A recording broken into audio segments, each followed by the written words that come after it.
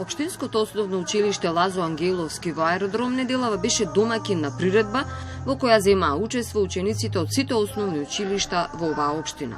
Пораката и идејата беше единствена и силна да живееме во здрава и чиста животна средина. Учениците од материјал за рециклирање направиле костими во сите бои на пролета. Дами, балерини, пролет, цветови и најразновидни природни костими. Кај тебе има и црни, и сини кеси. Што представуваш?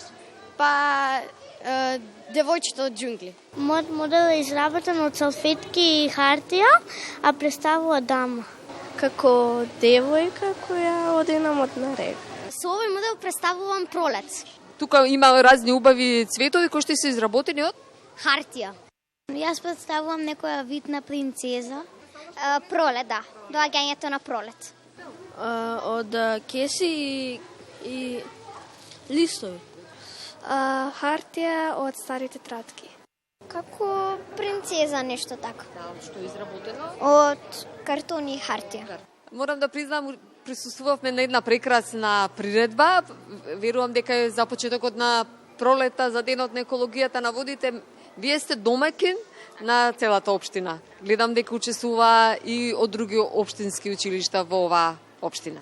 Добар ден најнапред и добре дојдовте во Општинското основно училиште Лазо Ангеловски, кој денеска е домаќин и организатор на овој несекојдневен настан Екомодна ревија. Точно учесници се сите ученици од сите општински училишта на територијата на општина Аеродром и на вистина во еден голем број, околу 180 ученици се дел од оваа Екомодна ревија.